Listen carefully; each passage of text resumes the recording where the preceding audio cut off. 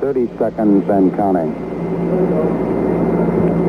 Astronauts report it feels good. T-minus 25 seconds. 20 seconds and counting. T-minus 15 seconds. Guidance is internal. 12, 11, 10, 9. Ignition sequence starts. 6, 5, 4, 3, 2, 1, 0.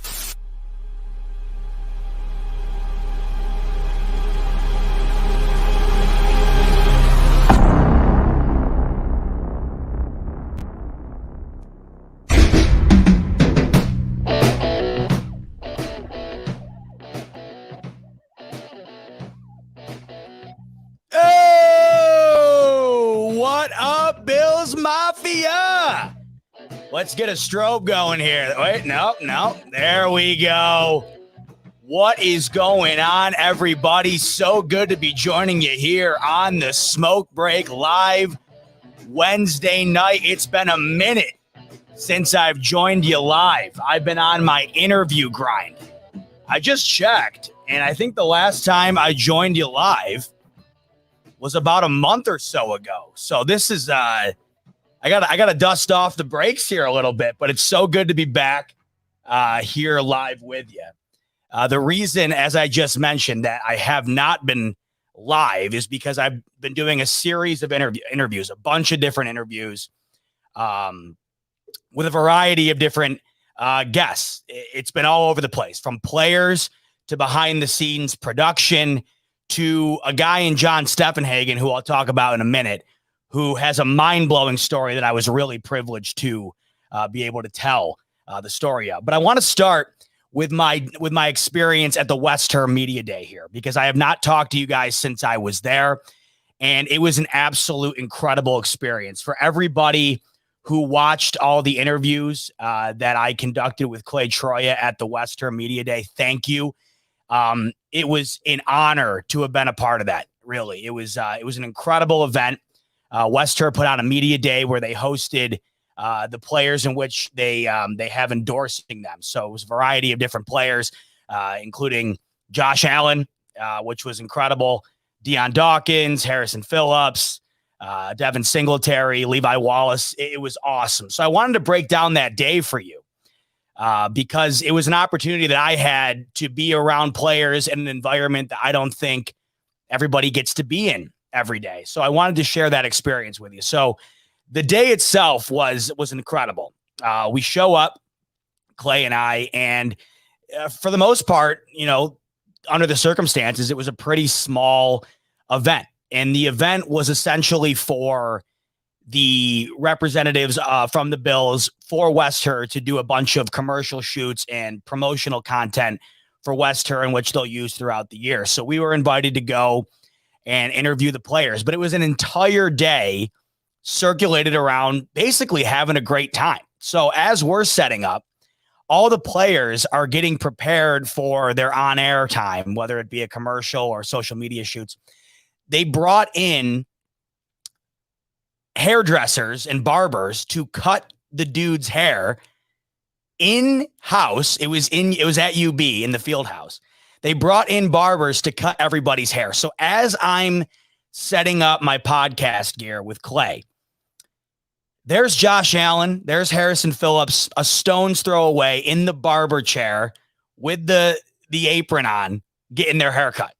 And it was at that moment I'm like, wow, it's crazy being here. Like I was stoked to be there. I was ready for it, but it wasn't until that moment when you're setting up all your gear and you look to your right and there's Josh Allen 5 feet away from you getting his haircut, talking to the barber, just shooting the breeze, where you're like, man, I'm 5 feet away from Josh Allen as he's getting his haircut. We're in a very laid back setting, and that's exactly what it was. So the day obviously was strictly for business in regard to all these players and getting their promotional shoots done, but there was a lot of fun activities set up, and I got to watch these guys in their element. And that was a really cool experience. One of the crazy things that I took away from it that I got to watch was at the event, they had a golf simulator set up. Now, for those who don't know what that is, it's a driving range that's electronic. It's really cool. They have them at like Dick's Sporting Goods and stuff. I'm sure they have wherever you live, they have some sort of indoor golf center. You essentially hit the ball against a projector, and there's this technology that that works to make it seem like you're actually playing around a golf. So they had that at the event, and it was basically just there for the guys to have a good time with. And we were set up 10 feet from this thing. So the entire day, for the most part, I'm sitting there watching the Bills players play golf on this simulator. And I took a few things away from this. One, Josh Allen has one of the greatest forms I've ever seen in a golf setting. I mean, you watch him tee the ball off, and it looks like he should be on the PGA Tour. And that just, when I watch that, I'm like, man, what can this guy not do? Right? That's an athlete right there. The form, unbelievable. It was picture perfect. Absolutely murdered the ball off the tee. And you're just sitting there like, when again in my life am I going to sit and watch Josh Allen play golf from this distance? It was insane. The crazy part about it, though, was when Dion Dawkins and Harrison Phillips got up to this thing. Dion Dawkins in particular, you could tell he probably doesn't play a ton of golf, right? The size of these players makes up for any lack of golf technique. Now, I golf for fun, but I'm not a big golfer. So I don't know much about, the ins and outs, the form, whatever. But I could tell that compared to, Josh Allen, Dion Dawkins wasn't ready for the tour. But he steps up to the tee, and you don't understand the size of these players truly until you're that close to them. Dion Dawkins is a giant. His calves are the size of my thighs. And I have pretty decent sized thighs. This dude's calves, I mean, you could give his calves to any Major League Baseball player. They could go up to bat with them and hit a home run. They're massive. So he gets up to this tee, and even though the form was less than ideal, the ball is smoked off this tee. No pun intended on the smoke break. Absolutely torched off the tee. Then Harrison Phillips gets up, and he's just as big as Dion. Dion's got he's got more size. I would say that Harrison's a bit more sturdy, but I mean, I wouldn't want to go against either of them. Let's just say that. But Harrison Phillips gets up to the tee, and I don't know how great his golf game is either, but I overheard the guy running the thing say that his ball speed off the tee on his drive was over 180 miles an hour. And him and Dion Dawkins both drove the golf ball over 300 yards on this simulator. Now, I don't know a ton about golf, but I know driving over 300 yards isn't a walk in the park. And these dudes just stepped up, ripped it, and based on their sheer size, were able to hit the ball off the tee over 180 miles an hour and drive it the length of 3 football fields. And this alone, even if you hear about this, like I'm telling you, you're probably like, oh, wow, like that's pretty crazy. I mean, I'm sitting here like this. I'm like, I'm just watching it like this is wild. When am I going to see Dion Dawkins in a pair of shorts with his huge thighs get up there and just smoke this ball off the tee? I was mind blown. The chef that Josh Allen had flown out from for his birthday, he was there preparing food for everybody. Oh my God. This guy, forgive me, I forget his name, but his food was unbelievable. He was making these like ribeye and lobster tail sandwiches with this homemade sauce. And obviously the players and everybody ate first, and we were busy doing stuff, but we had the opportunity to go up and meet him and try his food after a bit. I mean, that's how good it was. The fact that I'm bringing it up to you, that's how good this food was. And I thought it was so cool. I'm like, man, this dude, he's tight with all the players. Allen had him flown out for his birthday, and he's just here with the guys cooking it up. and having a good time. And that's what the day was. And it was so cool to be a part of it. Can't thank West Herr enough for allowing me to be a part of it. It was awesome. Next to the golf simulator, they had like party games set up. They had a Pong table. So the guys were playing Pong. It was just an environment that I don't think you get to see on an everyday basis, even on social media. Obviously not at training camp. They're down to business. It was a cool environment, almost like a backyard hangout type environment that I kind of got to sit back and observe.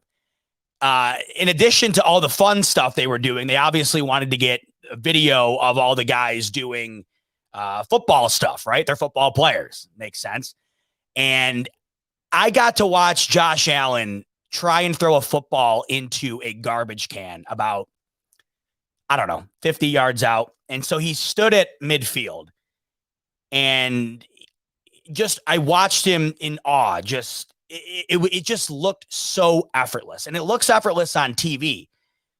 But when you're a few feet away, knowing what it would take for me or anybody listening to throw a football 50 yards, it didn't even look like he was putting his back into it. And he's just flicking his wrist. And every single time he threw that ball, it was within a few yards of the garbage can. Every single time. And he was just doing it like it was routine, like he was shooting free throws. Just took the ball at midfield, lob it 50 yards, and he'd come close to the garbage can every time. Devin Singletary was down near the garbage can, and he was sort of like the ball boy for Allen. If Allen would miss, he'd throw the ball back to Allen. Let it be known right now, Devin Singletary has an absolute cannon. Me and Clay were standing there, and we were both at the same time like, dude, Devin Singletary can rip that football. I walked up to him. I'm like, you better tell Dable, put that into the playbook, please, and tell him Z-Bot said, call it the Z-Bot, the play where Devin Singletary takes the ball on a screen or a bootleg and rips the ball down the field. I mean, it was maybe just because of the professional athletes. Maybe every professional football player can just bomb a ball, but it was accurate. It was on a dime spiral. The distance was far and away more than any of us could throw a football. And I stood there. I'm like, how is this not been put into a game yet? So you heard it here first. If Devin Singletary winds up throwing a ball this year, it's because he should be. He has a laser. So it was just cool. And it really just looks like it seems on TV or social media. You know, we all think that these guys have a tremendous culture in Buffalo. We all think that they're best friends. And that is the exact vibe that I got while I was just hanging out with these dudes from a distance during West Herr Media Day. I mean, it just looked like a group of dudes together having a blast. I mean, they were, joking around. They all have nicknames for each other, saying different lingo. I mean, Dion Dawkins, if you've watched our interview, I mean, he's got lingo for everything. He referred to Call of Duty as duty, and I will never refer to Call of Duty as anything other than duty ever again. But that was probably the coolest thing, is to have confirmation firsthand that these guys are, they're a team. Yeah, it's a job. They sure as hell make it seem like it isn't. It really looks like a group of best pals getting together and having a great time. And that's the vibe I got. And it shows on the field. It shows off the field. And we all know this. But I just wanted to relay that to you guys because I got to witness it firsthand, and it's real. And it's awesome. So to be able to take that all in was great. And all this I'm talking about here, and I haven't even mentioned the fact that I got to sit down with all these guys. That was amazing.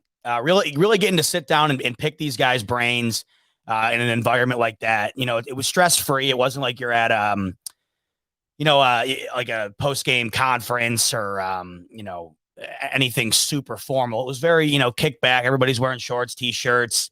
And you're basically, it's like you're just having a conversation at the bar with your buddy. And that's how we made it. And that's how it felt. And all of these guys, man, they're just such great dudes. Dion Dawkins is one of the coolest guys I've ever had the privilege to meet. I mean, he is one of the most genuine dudes. If he wasn't a football player, he would be the exact same guy. He doesn't change for anybody. His personality is exactly that. His personality. He doesn't embody himself as a NFL player, a star NFL player, a captain.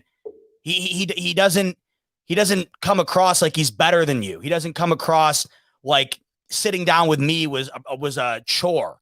It was genuine, and that's who he is. And the irony in the whole thing was that weekend, the Jays were playing up in Buffalo, and he went to the game, and I had saw on Facebook, just in the variety of different Bills groups that I'm in, there were at least a dozen people I saw post a picture with Dion Dawkins. They ran into him at the game and took a selfie with him. And one guy in particular that I saw post a picture had commented that he had apologized to Dion for, intruding on his privacy or taking up his time at the game to take a picture. And Dion immediately came back and said, there's absolutely nothing to apologize about. I forget the exact verbiage, but he basically said, like, don't ever apologize for coming up to me and showing love. I'm pretty sure that's what he said. Dion's like, it's all love. It's all love. And that's what it is. And that's what it is. And it was so great to feel that way as a content creator, to go up to these guys who we all idolize, who we all root for, who we all look up to sit down and talk to them and have it be just that and nothing more, and have them make you feel like you are, peer to peer. That's exactly how they make it feel. Dion Dawkins in particular. And I spoke to him in the interview. If you haven't watched it, go take a look. They're all on Instagram.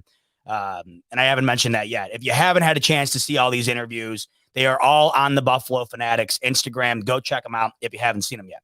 But I talked to Dion Dawkins about his personality. And, he said that that's just his main goal, is to constantly make sure that he makes people happy when he's around them, to put a smile on people's face. And he's a man of his word. He put a smile on mine. I got to sit down with him with Clay for 20 minutes. And it was just laughs and fun. And he is the funniest freaking guy you'll ever meet. He just makes these crazy sounds and the lingo. I love the guy. I am Dion Dawkins' #1 fan. And I can't stress enough how great a dude he is and how great the rest of them are. Harrison Phillips and the charity work that he does, got to sit and talk to him a little bit about that. And he had just hosted an event at Bills Stadium over at Highmark, where he took a bunch of kids with special needs and gave them basically a day in the life of an NFL player, brought them out onto the field, ran drills. I mean, as we know, he was nominated for the Walter Payton Man of the Year, and rightfully so. This guy donates what seems to be any spare minute he has to kids in need. And when you're in the presence of a guy like that, you really feel it. And I've had the privilege of interviewing Harrison over the internet, never had the chance to talk to him in person. And that was a real privilege as well. Take a pause here to get my man, Jeff King. Smoke you up, Jeff. Thanks for tuning in. As always, I know it's been a bit since I've been live, but you never waver, Jeff. You're always here.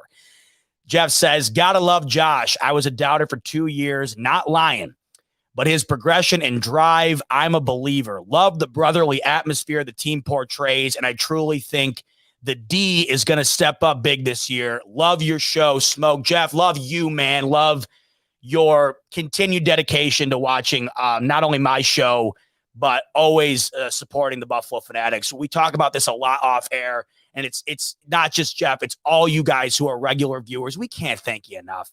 And that's why we do these interviews. And that's why we come on weekly and have these shows, because of you guys. You guys create such an incredible environment and atmosphere. And at the end of the day, that is what being a fan is all about. And right here is the perfect representation of that.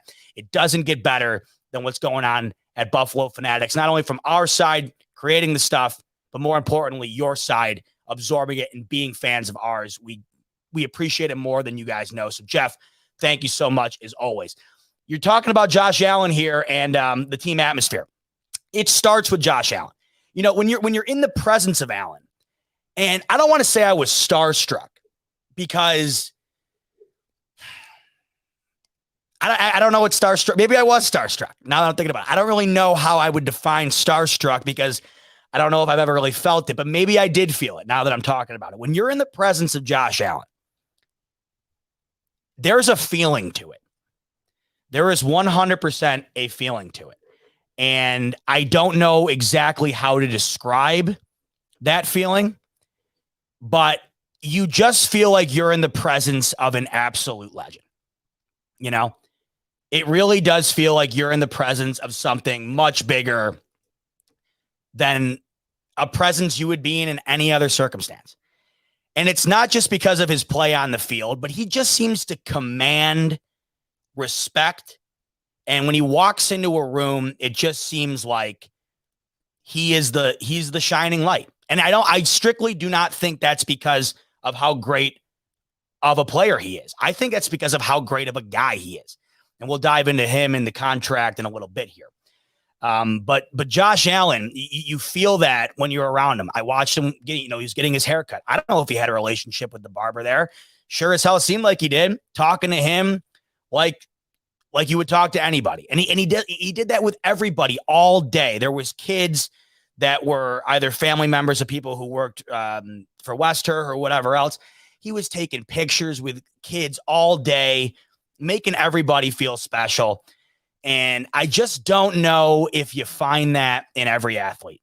You know, I'm not around other athletes. I've only been around Bills players for the most part.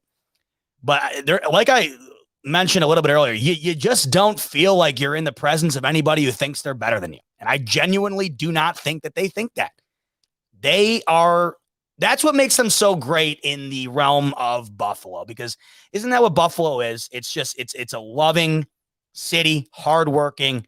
Everybody seems to have everybody's back. Everybody usually is in kind of the same, the same realm. I mean, Buffalo's Buffalo. There's not many other places like it. And they all just seem to fit that mold so perfectly. So I know I've ranted and raved about this day quite a lot here, but really wanted to get on here and just share my experience. And I wish Clay was here to jump on with me. He's busy tonight. He couldn't make it. But he was there with me, and we could not have been more privileged to have been a part of that. And I hope to be a part of something like that again soon.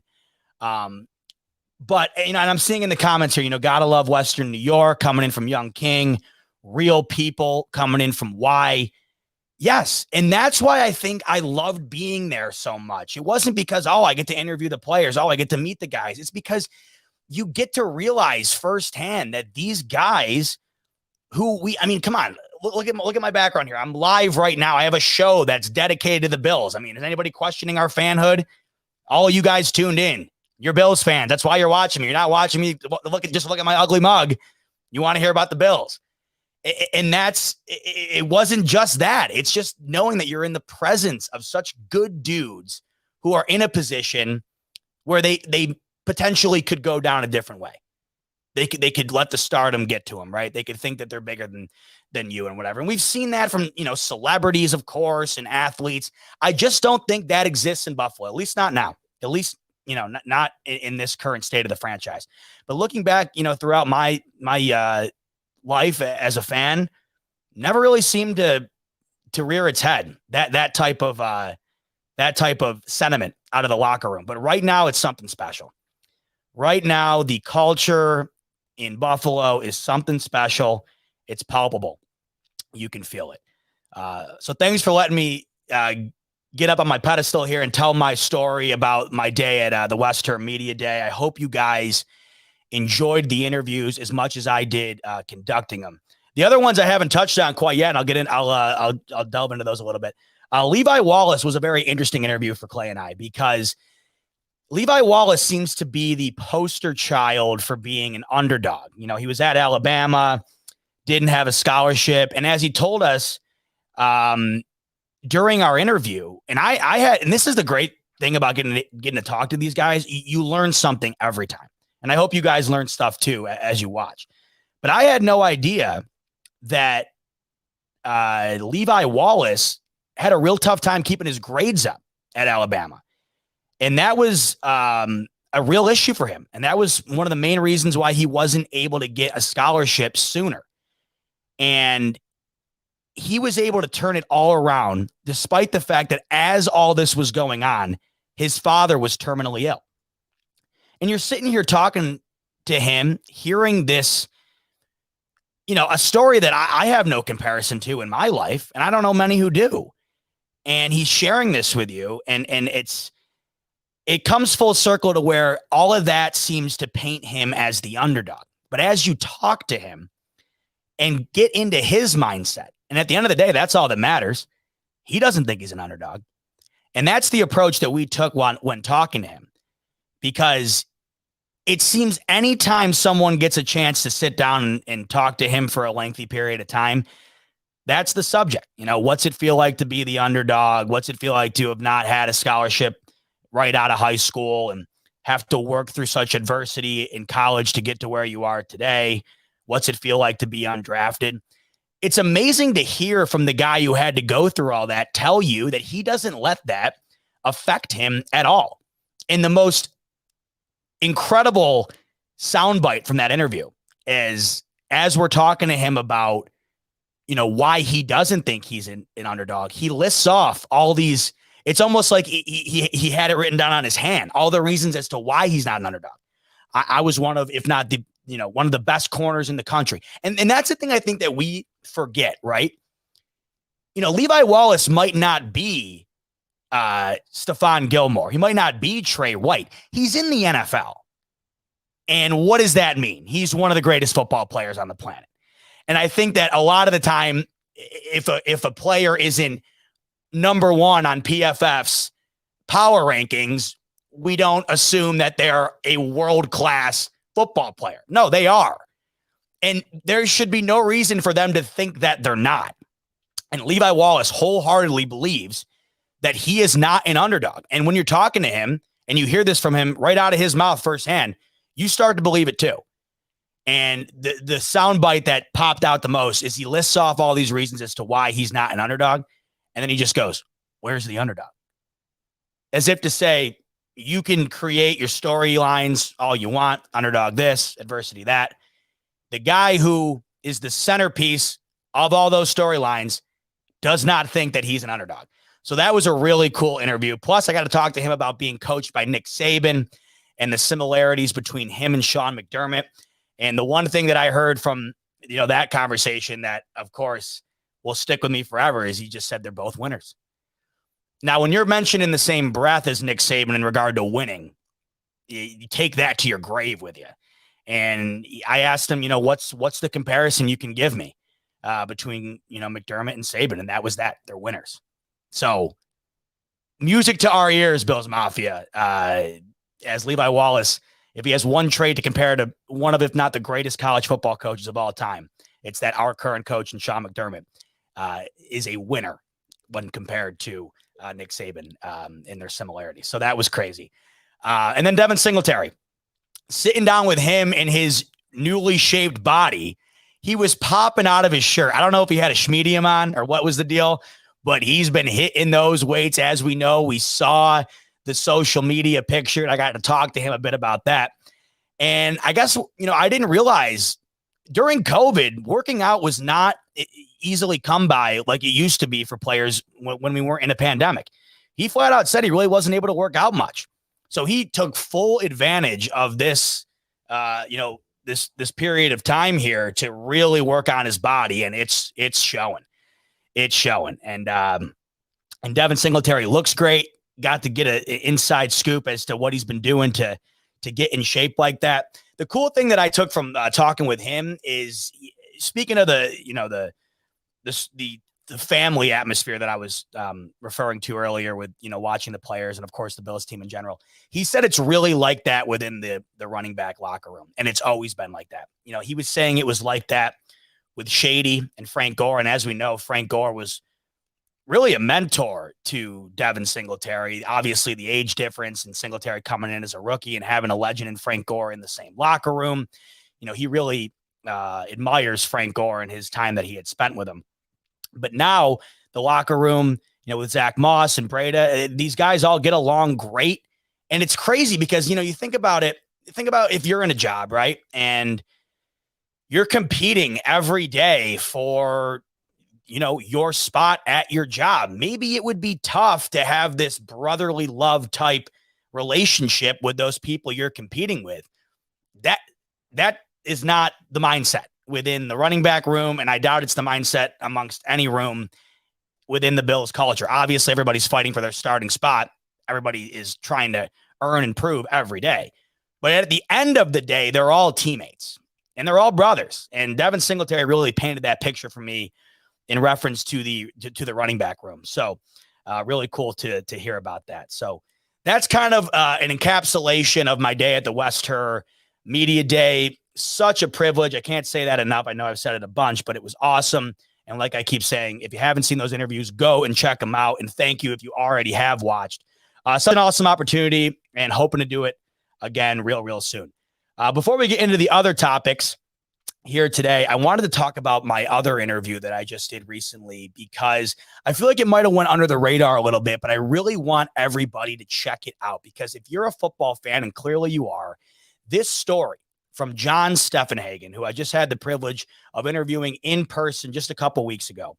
It is one of the craziest stories I've ever heard, not only in regard to football, but just in general. So to summarize it, if you haven't watched it yet, and I can't reiterate this enough, not just, to support me, believe me, just watch this for your appetite of football. This story is amazing. John Steffenhagen's great-grandfather is Leo Lyons, who co-founded the NFL, but you don't find his name really anywhere. He's a lost name in conjunction to the founding of the NFL. Now, growing up, there wasn't much talk about his prominence within the formation of the National Football League within John Steffenhagen's family. They really just didn't. It was just something. It was just another thing to talk about at the dinner table, I guess. It wasn't anything of great importance. Nobody ever really focused on it. I guess nobody in the family was gigantic sports fans, but John was. So as he got older, he started asking questions, and he comes to find out that, not only is his great-grandfather a co-founder of the NFL, but he frequently had, dinners at the house where John was playing with his toys when he was a kid with NFL royalty. I mean, we're talking about the likes of Vince Lombardi. We're talking about the likes of Jim Thorpe, just names that you cannot, like when you're talking about pro football, you can't tell the story, obviously, without those guys. And there was this man, John Steffenhagen's great-grandfather, right alongside for the whole thing. But the most mind-blowing part of the whole story is he has all of his great-grandfather's memorabilia growing up, but he doesn't know what any of it is. He just thought it was antiques. It wasn't until a couple months ago, and now John has had these items since the 80s. It wasn't until a couple months ago that he finds an inventory list buried inside of an old NFL program that states exactly what it is that he owns. And not only that, he finds journal notes written in hand by his great-grandfather that essentially tells the story of the formation of the National Football League. And then he pinpoints different storylines based on the memorabilia that he has. He has the oldest known football in the world. It's from 1920. The other football that is known in existence that is even close to that old is from 1940. He has the cleats of one of the first African-American pro football players to ever play the sport. He has these programs from the Chicago Bears games back in 1922, fully intact. And inside of this journal are stories that will absolutely blow your mind. There are sketches inside of the journal where his great-grandfather is designing the NFL shield. There are notes in there that talk about the Chicago Bears changing their name, which wasn't the Bears at the time, to the Bears. Just stuff that you're like, come on, it can't be real, but it is. So that interview is a must watch. It's up on the YouTube channel. Just type it in, John Steffenhagen, or just go over to the channel and take a look. I'm not even doing it close to justice right now, kind of explaining it to you. Go watch it. It's a little over an hour long. It feels like 10 minutes because his story is just absolutely remarkable. So awesome stuff. All right, let's get into some recent news here. The Bills have had a couple of storylines pop up over the last couple of weeks, and one in which, of course, is Josh Allen's contract. Josh Allen's going to get paid.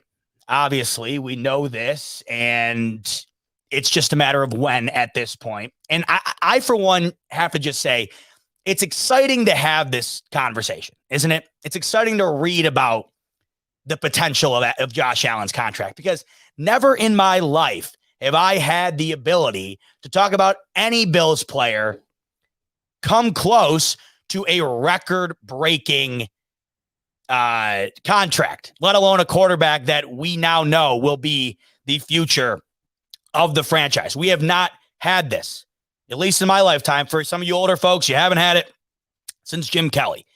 It's here. And, you know, some people waver at the fact that, oh, we're going to have to pay him. We're going to have to pay him.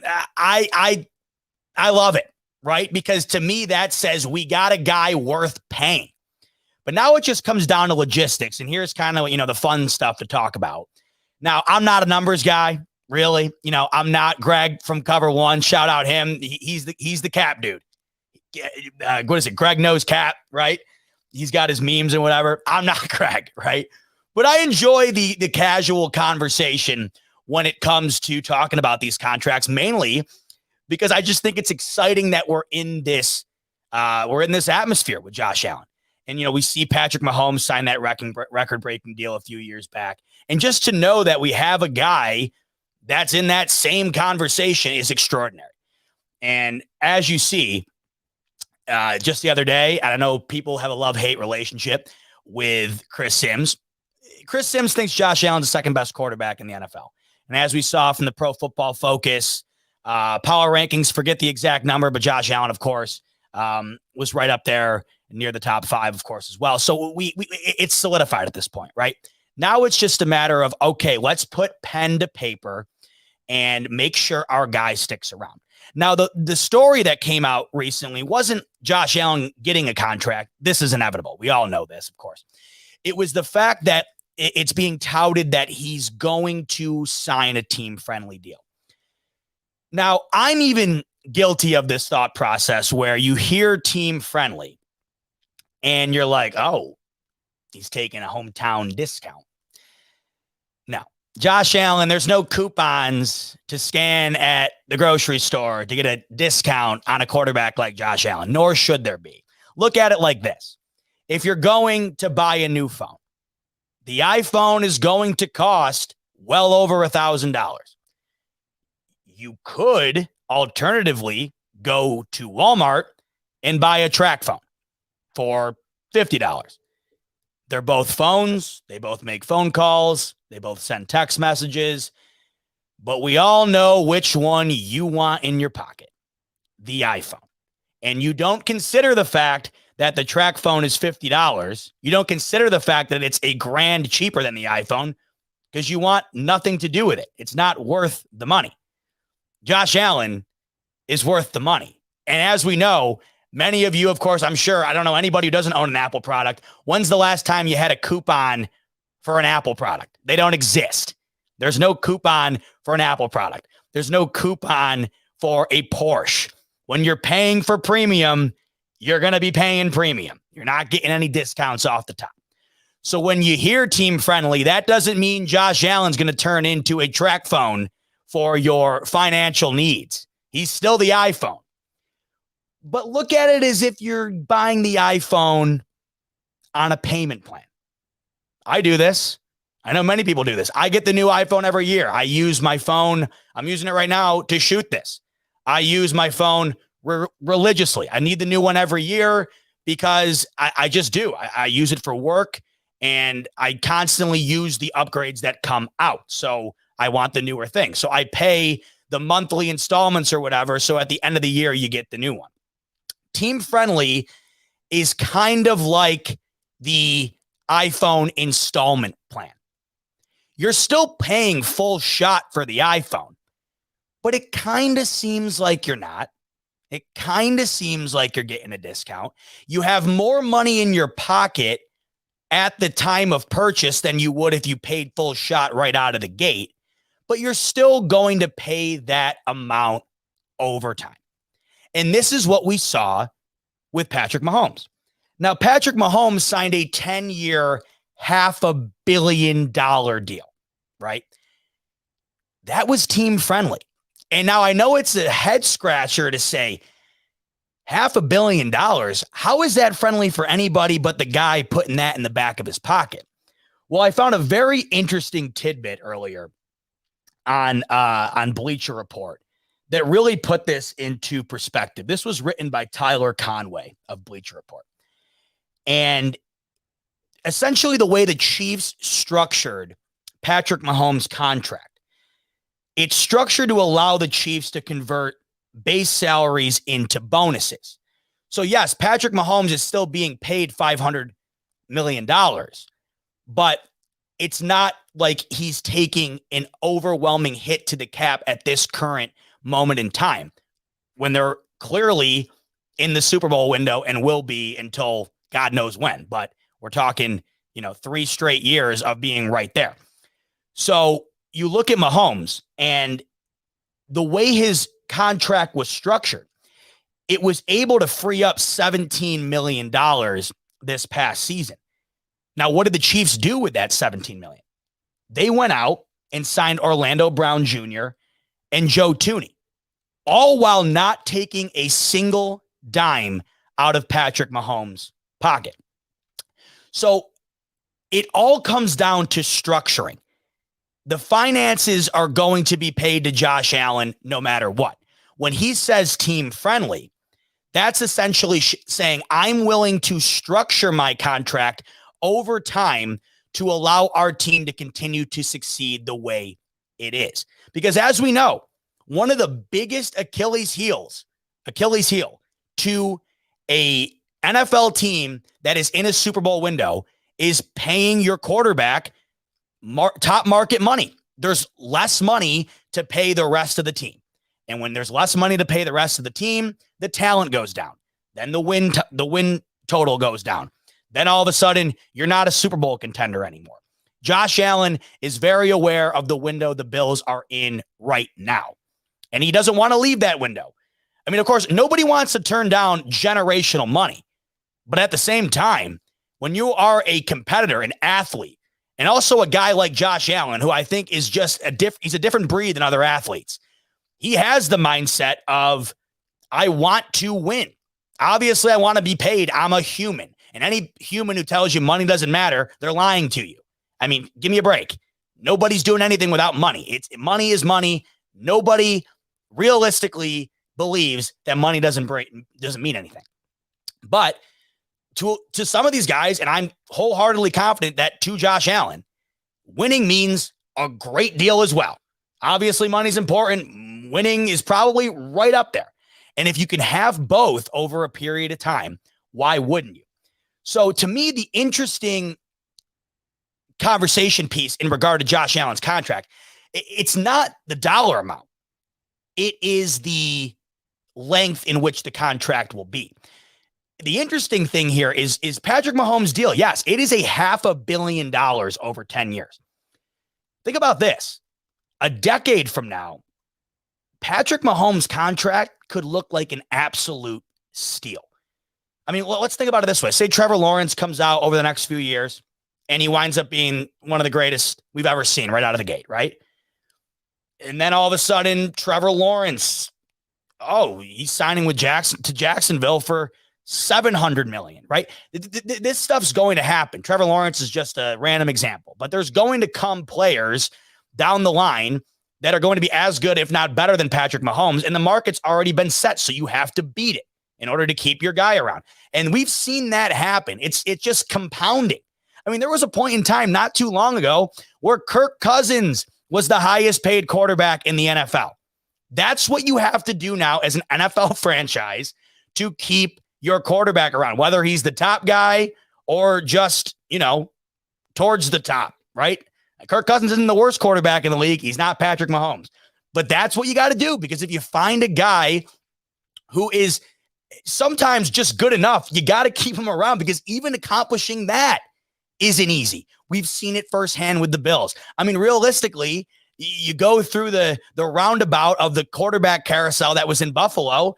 We never really found a guy that was worth paying even, a decent contract, right? Look at Cleveland up until Baker Mayfield. No, it didn't happen. So if you find a guy that is just, good enough, he's going to get paid. When you find a guy who is a top 5 quarterback in the league, he's going to get generational money. He's going to set the bar. 10 years from now, that bar could be exponential. I don't even want to say could. It will be exponentially higher than what Patrick Mahomes is being paid right now. So, you think about the dollar amount, and at first it could really seem like a drastic amount of money. But over time, it really could wind up being, it could be favorable for the organization. If you look at the Chiefs, what organization in the NFL is not paying any dollar amount to have Patrick Mahomes under contract for a decade? I mean, think about it. I'm 24 years old. 10 years from now, I will be 34. The difference between 34 and 24, it's undescribable, right? I mean, I don't even want to know what that difference is. 10 years from now, 34, I'll probably have a mortgage, multiple kids. I'll be worrying about putting them through college 15 years from then. Right now, the only thing I'm worrying about is entertaining you guys, going to work, and watching the NBA playoffs, right? I mean, give me a break. That's a long time from now. And who knows who comes out of college over the next decade. So that's the interesting element to me. Getting Josh Allen into a contract that promotes longevity is crucial. But from Josh Allen's camp, I don't know how beneficial that is to him. If you look at Patrick Mahomes' contract, is it really that beneficial to him? And it's so crazy to say that, right? It's so crazy to put that into words, because we're talking about $500 million. Okay. We're not talking about $50. We're talking about $500 million. And here I am saying, Patrick Mahomes, a couple years from now, you might have gotten the raw end of the deal there. That's the NFL for you. That's pro sports for you. So it's very interesting to see what winds up happening with Patrick Mahomes. I'm under the mindset that 5 or so years from now, that contract's being renegotiated.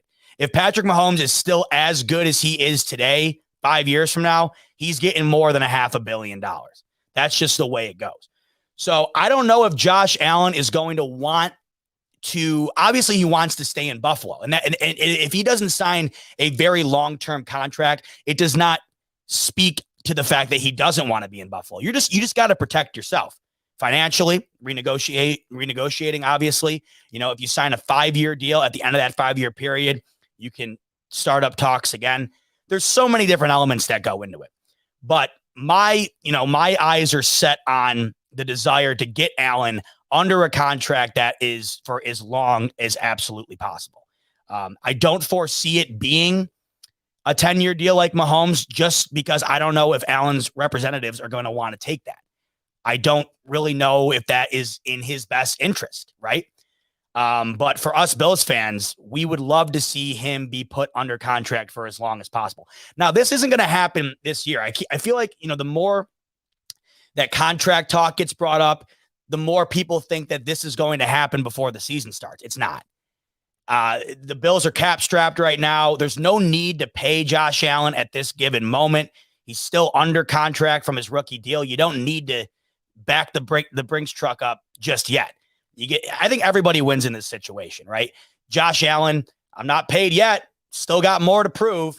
And then the Bills organization says, okay, I have another year to sit back and watch Josh Allen creep towards that, what seems to be non-existent ceiling of his. So I think everybody benefits here, and we'll see this contract inked sometime around this time next year. Now, I saw somebody on here bring up, it was Dawn. She says, Smoke, how close do you think Baker and Josh's contracts will be?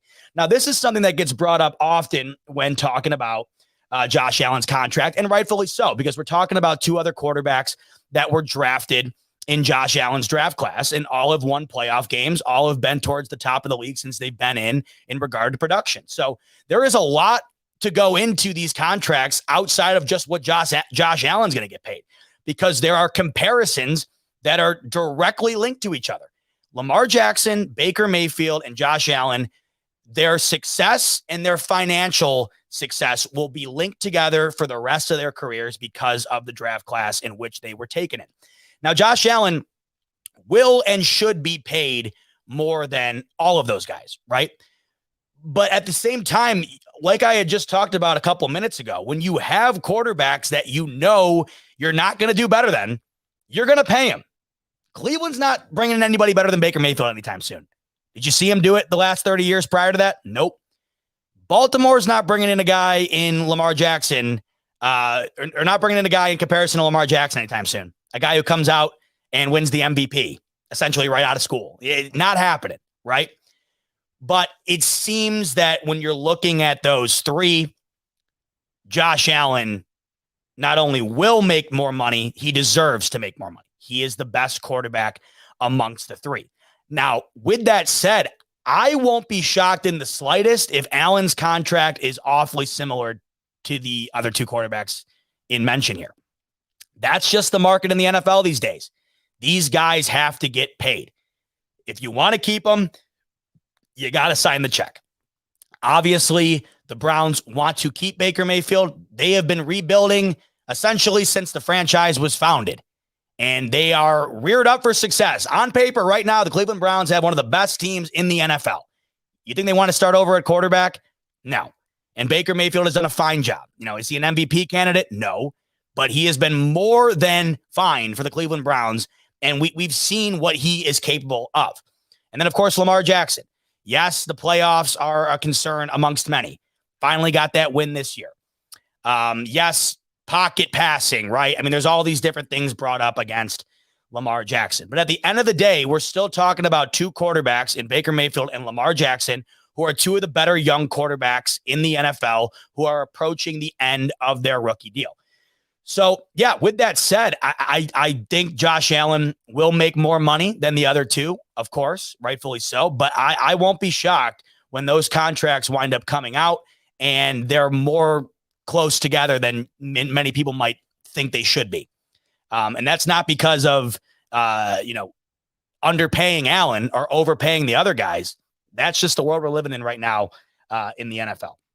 So, interesting to talk about Allen's contract. I can't get enough of it just because I get so excited to know that we have our guy that is worth essentially handing a blank check to and said, you're the man, write your number. And we're looking forward to having you in Buffalo until one day your bust gets put in Canton, right? That's the ultimate goal here. So like I said, it probably won't happen for a year, about a year from now, I would think. But, these are going to be conversations that'll be had all throughout the year this year. If Allen somehow has a better year than he did last year, wins the MVP, that number goes up. If he has a down year, which, I mean, come on, it's tough to hit that bar consistently like he had last year. I don't see the finances going down much. There's to me, there's a number in mind within the organization, and that's going to be hit. And Allen knows, even if, obviously, if he has a Carson Wentz situation, which I'm not even going to talk about that, then you reevaluate. But Allen can have a step down from what he did last year and still be more than primed to potentially set the market when it comes to contracts in the NFL. Dawn comes back in and says, the reason I asked is because of Dak's contract. Don't have the exact numbers offhand. There was a great article written over at Buffalo Rumblings that I read about the contract situation, and I forget the exact author, so pardon me there, but go just Google Josh Allen contract Buffalo Rumblings. That article will come up, and whoever wrote it really does a great job of breaking down what he thinks Josh Allen's potential contract will be, and he uses a lot of similarities within Dak Prescott's contract to sort of maneuver into Allen's contract. I think he used both Deshaun Watson's and Dak Prescott's to kind of get a gist of what we can expect Allen to get paid. I'm seeing Y coming in and saying 5-year, $200 million. I think the guy who wrote the article had referenced a similar number in a similar time period. Don't quote me on it, but I wouldn't be shocked at that. Why? I could see that. And at 5 years, 10 years is not a given. Obviously, that Patrick Mahomes contract is sort of an anomaly. So I would take 5 years, and then of course, with continued success, you're just going to keep compounding those years on top. But obviously, from an organization and a fan standpoint, you'd love to lock them in for as long as you can, as soon as you can. But like I had said, from Allen's point of view, his representation, they're probably going to try to want they want longevity because you want stability, but you don't want over longevity. So 5 years to me kind of seems like a middle ground there. The organization gets 5 full years of their guy under contract, where the player has 5 years to, boost his worth and then renegotiate after that. So speaking of finances and negotiation, let's get into the talk about the new stadium, because that has been the other major talking point amongst Bills Mafia and Bills media alike. It's a touchy subject for me talking about the new stadium because I love the Ralph. And, comment your thoughts on this, because I'm always interested to hear what everybody has to say. Because it seems to me that the talks of a new stadium are always kind of touchy. And I think that's because there are so many people that just don't want the charm of what we currently have in Buffalo to go away. And I think I'm in that camp. I'm also in the camp of it would be cool to have a top of the line stadium. I mean, you see what they're doing out in LA. You see SoFi, right? And you're like, God, that thing it looks like a spaceship. It doesn't even look like it's from this planet. And that's where the NFL is heading. And of course, that's the reason why the Bills are going to need to upgrade sooner than later, because you're going to have to save face. You can't continue to go into the modern era of the game and expect to have a stadium that's 50 years old. It's just not how it is anymore. You're going to have to continuously be relevant. I'm always interested to see what everybody has to say, so put your comments down below. But I guess I'm in that I'm kind of stuck in the middle of, if it happens, great. If it doesn't, I'm fine with it. Because I love the Ralph. I love the atmosphere. It doesn't get better than what you get at the Ralph in the NFL. And I think that the charm is the reason for it. It's an environment created based on the fact that there's heritage there, based on the fact that it's just Buffalo to a T. The Bills Stadium isn't glitz. It isn't glam. It's a football stadium that's just big enough to pack in all of Buffalo on a Sunday and root on the boys, unlike any other fan base does in the NFL. Before I continue on the talk of the new stadium, I want to talk to you about the new Lawnmower 4.0.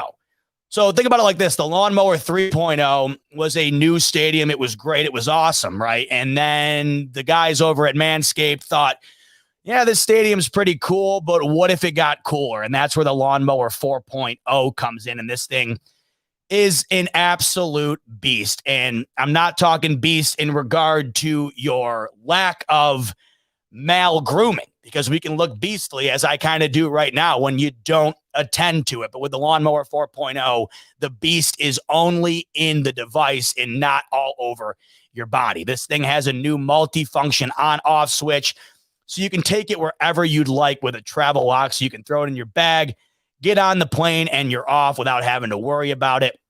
It also has that really powerful LED spotlight, which I think is super cool, because you can never have enough visibility when you're going around those tricky areas, as we all know. And then, of course, my favorite feature is the new wireless charging. I can't get enough. I emphasize this feature when I do the talk on Manscaped every week, because I just think that, to me, is the definition of the future. I walk into the bathroom and my male grooming product is being charged wirelessly. That's where we're at. And that, to me, is going to make me want to use it more, right? Because it's cool and modern. And that's what you're getting with the Lawnmower 4.0. Now, if you use the code Fanatics at checkout over at manscaped.com, you're going to get a discount. So make sure to head over there, plop the Lawnmower 4.0 in your cart, and then type in the code Fanatics at checkout, and you're going to get a special discount code from your friends here at the Buffalo Fanatics. So make sure to go over there and get her done. All right, so stadium, right?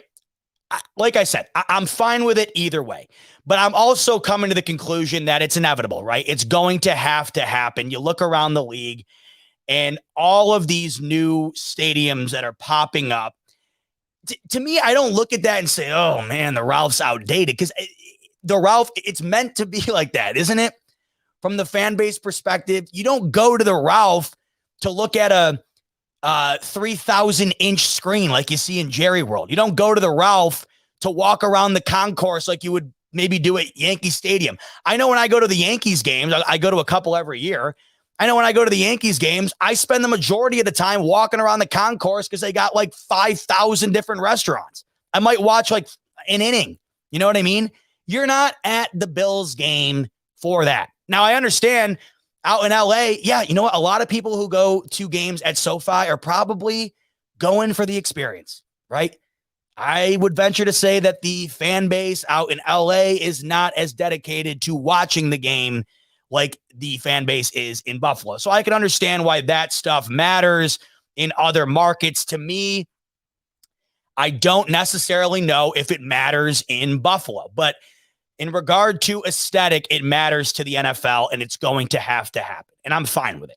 Now, from what I'm hearing, I'm glad that if and when this new stadium comes about, it will remain in Orchard Park. One of my biggest fears was the fact that the stadium could potentially make its way downtown. To me, that would be a nightmare, and it would completely take away the tailgate experience that we are accustomed to today. I don't know if any of you guys have ever been to a game at MetLife. I've been to several Bills-Jets games at MetLife. The tailgate experience is horrendous. I don't care what anybody tells you. I've experienced it firsthand numerous times. It sucks. You're in a gigantic parking lot on the outskirts of New York City, and there's just nothing going on. It's a big concrete parking lot. There's no atmosphere. It just is what it is. Atmosphere is the name of the game at Bills Stadium. You can make the rounds. You can go over to the Hammer lot, the RV lot, the grass lot. There's so many different environments, and they're all equally as amazing. And you don't get that when your stadium is in a city, when it's downtown. You are not going to get that environment. So that alone is the reason that I truly do not care if we get a new stadium, because it's going to remain in Orchard Park. And that tells me that the atmosphere within the tailgates is going to be the same.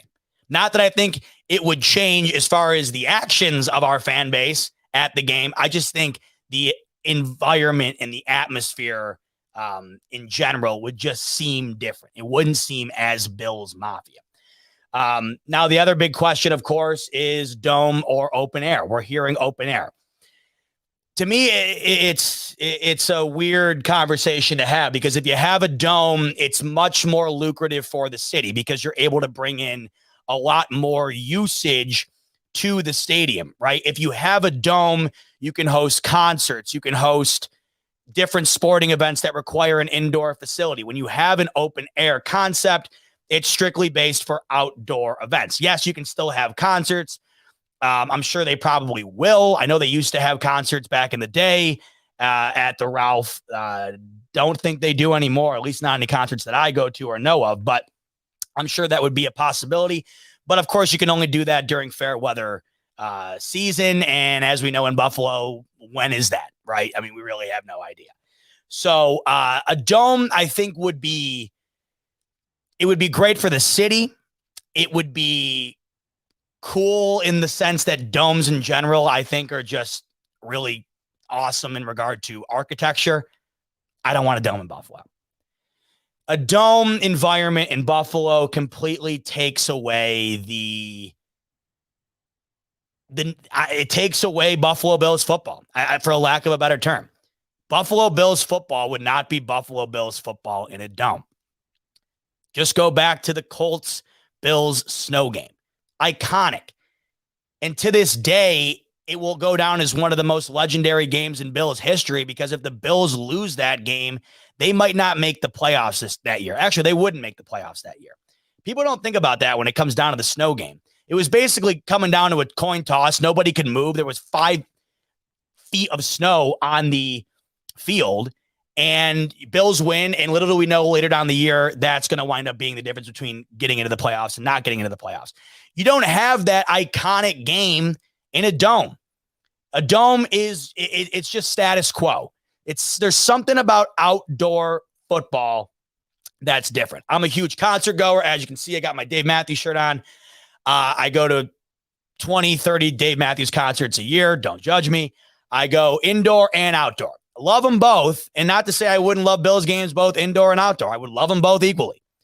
But there's something way better about being outside for a football game. There's something way better about being outside for a concert. Being outside for a concert feels like you're supposed to be at a concert.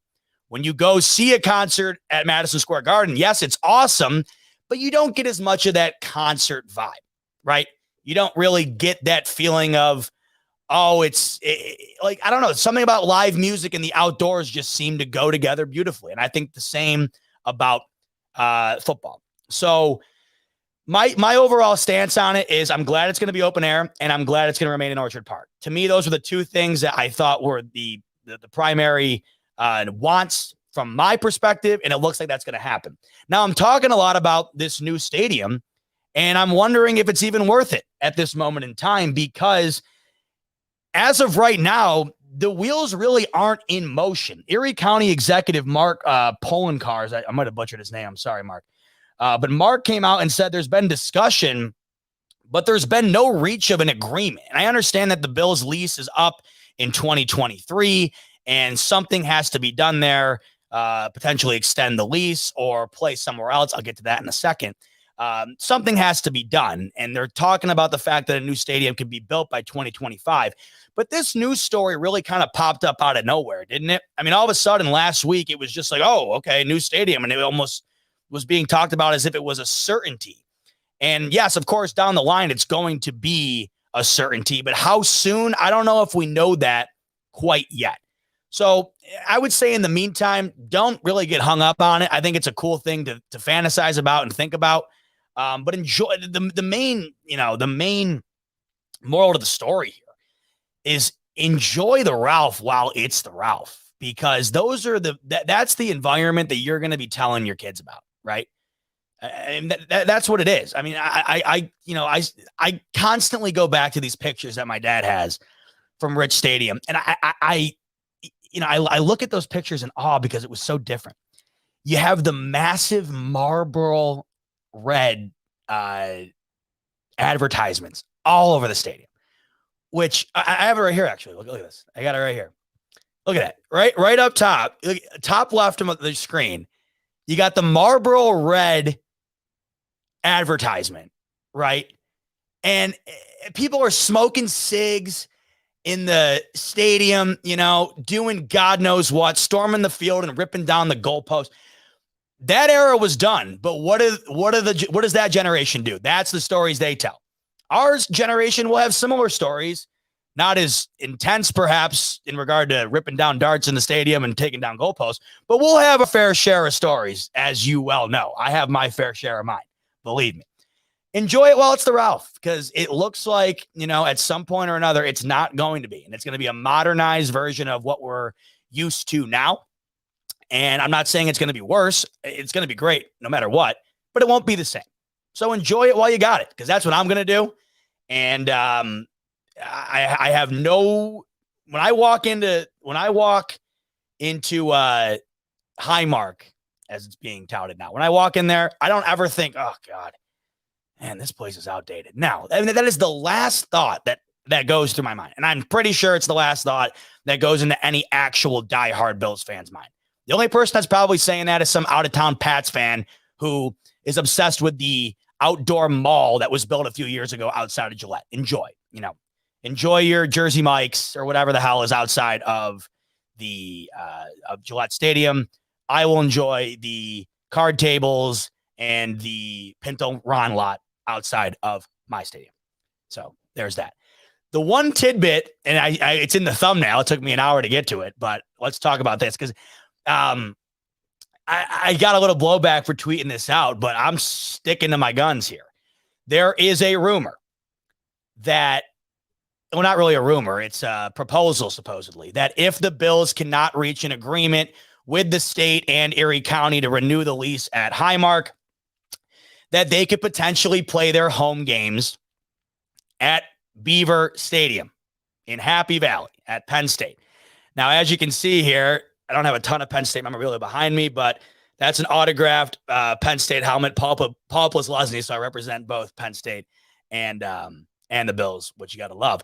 But I am a diehard Penn State football fan. My grandfather played football for Penn State. Both my grandparents graduated from Penn State in 1955, the centennial year. My uncle played lacrosse there and graduated in 85. A lot of family history for me when it comes to Penn State. So I already have a massive love for everything to do with Penn State, not only football, but the city or the town itself, Happy Valley and Beaver Stadium. Now, take it from me firsthand. I wouldn't steer you wrong. I have been to dozens of Penn State football games. I have been to numerous Penn State whiteouts. There is nothing like it on the face of the planet. It is one of the most unbelievably mind-blowing experiences you will ever have in your life if you have the privilege to attend that game. There is 110,000 people in that crowd. 110,000. That's about 50,000 more than what we see at the Ralph on any given Sunday. Okay, so imagine that. Now imagine everybody dressed in the exact same color under the lights at night in a massive game. I'm getting goosebumps talking about it because I'm conjuring up all my memories I've had over my life going to these games, and I will never forget any of them because that's how unbelievable the experience is. And when this rumor came out, and now, of course, this would happen because Terry Pagula is a graduate of Penn State. He built the brand new ice arena there. I've been to it multiple times. It is unbelievable. State of the art, incredible. And he's one of their biggest donors to the university. So obviously the rapport is there. That's why it would happen. But when this came out, my first thought was, oh my good God, could you imagine combining my two greatest sports loves, Penn State football and Bills football, and packing it in to the environment that I think could arguably be the greatest in all of sports? The Penn State whiteout could easily be one of the greatest environments in all of sports. Now imagine that, but for the Bills. So it could be like a blue out with not only 100,000 members of Bills Mafia, but also 20,000 crazy, rabid Penn State students. The thought of it just, I'm like, now I had a couple people comment, I don't want to, I'd love to see that for a game. I don't want to see that for a full season. Now I understand that completely. And it would be logistically tough, for all of us who live locally because we're so used to going to the games every week. It's an hour away or it's 5 minutes away for a lot of you. So that would be the downside of it. But I think in hindsight, if it were to happen years down the line, it would be an incredibly memorable experience if they did it for a year. Because I'm telling you firsthand, it would just be unfreaking real. It would be nuts. Bills Mafia already is the greatest fan base on earth. Tack that onto the fact that you're entering one of the largest stadiums in the country. You're entering one of the greatest college atmospheres in the country, and you're kind of combining it all. I mean, think about it like this. Imagine Bills. Think about it like this. You got the Bills Saints primetime game on Thanksgiving. Okay, awesome. Now imagine that game, same game, but at Beaver Stadium in front of 110,000. Everybody wearing the same color under the light. I mean, come on. It would be nuts.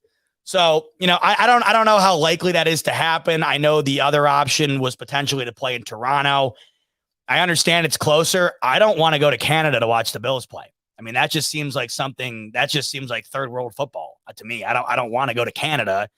No disrespect to Canada. I just don't want to go to a country that does not have a national football team to watch my team play national football. I don't like that. That to me isn't the environment that I want to enter into. Whereas in Penn State, it's built for it, right? It's built to a T to host that type of setting. I got to scroll back a little bit here. I apologize, Jeff. I was on a rant about something and I missed your second super chat of the night. Jeff, I thank you all the time. And I don't know what else to say in regard to how much you mean to all of us Buffalo Fanatics for your constant contributions and your constant support. Jeff, you're the freaking man. Call me ignorant and naive, but I think the kid truly has a good heart. And when no other team gave him a chance, the Bills did. They gave him the opportunity to be what he always knew he was. Doesn't strike me as an individual who takes that lightly. Jeff, I'm guessing you're referring back to our talk on Josh Allen, and that's a really great point. Josh Allen, throughout the years, of course, has grown up in situations, especially in his athletic career, that were not easy, right? You're growing up in a very small town as you come along. You grow up in Firebaugh, then you go out to Wyoming, and then you wind up in Buffalo. So he has that small town culture instilled within him, and I think that really molds who he is. And I think that allows him to not, be bigger than everybody in the room, but at the same time be a leader, have a great head on his shoulders, have great character. So 100% agree with you, Jeff. Really, really great point. But to round up the stadium talk, I'm not saying I'm rooting for a full season in Penn State. I don't think I would. I don't think I'm rooting for that. But if it happened, just take my word for it. Get your ticket, go out there, and you will remember it for the rest of your life. I can absolutely 100% assure you that. All right. Rocking and rolling, an hour and 16 in the books, and I'm so glad you decided to spend it with me. To recap the show, I dive deep into my day at West Herr Media Day. Thank you for listening to my experience. I hope you kind of got a glimpse as to what I was able to go through at that day, because you got to remember, I'm on the camera here, but I am a fan just like you guys. That's what we all are. We're fans. I'm just one who has a microphone and a computer. So I was fanboying hard at this thing, even though I might not have been showing it. But I hope the way I was relaying it to you kind of came across as one that I really appreciated being a part of, because obviously it was great as, doing it for the media and for Buffalo Fanatics. But there was a massive part of me that was it was really great to be there as a diehard Buffalo Bills fan and to experience, a day in a life with some of our favorite players. That's a once in a lifetime opportunity. And I was really glad to have been a part of it. And I'm glad you stuck around and listened to my story and also watched the interviews. And then we talked about the contract. Love talking about it. Keep talking about it. Have fun with it, because the inevitable conclusion is the contract is going to be signed at some point and it's going to be big. So throw numbers out there, throw years out there. Just know at some point it's happening, and that brings a big smile to my face. And then we talked about the new stadium and the potential to play out in Happy Valley, something that I don't think I'd ever really think I'd be talking about with anybody, let alone you guys on air here. Penn State football combined with Bills football. Like, pinch me. It's crazy. So that's kind of why I'm in that camp. I understand why other people probably are not. I just have that, that connection to Penn State. So to me, it would be awesome. But like I said, if it winds up happening, please take my word for it and enjoy that experience if and when it ever happens. That wraps it up. Hitting an hour and 20, and I'm so glad I got to sit down and spend it with you. Back again next week, live and in person, getting the live back and rolling again.